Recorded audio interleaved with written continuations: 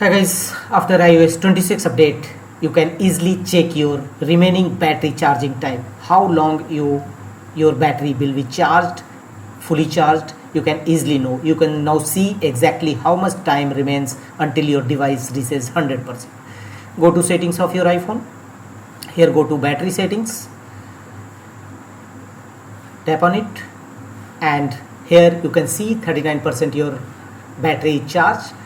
To know how much time remaining to full charge of your iPhone, so plugged in charger, put charger,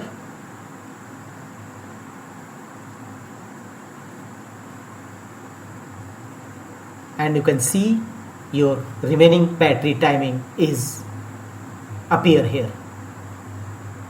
33 minutes. After 3 minutes your battery will be fully charged. So after iOS 26 update, you can easily know how much time remains until your device iPhone reaches 100% charging.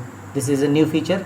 You can easily track or check remaining iPhone battery charging time under iOS 26 update. That's all.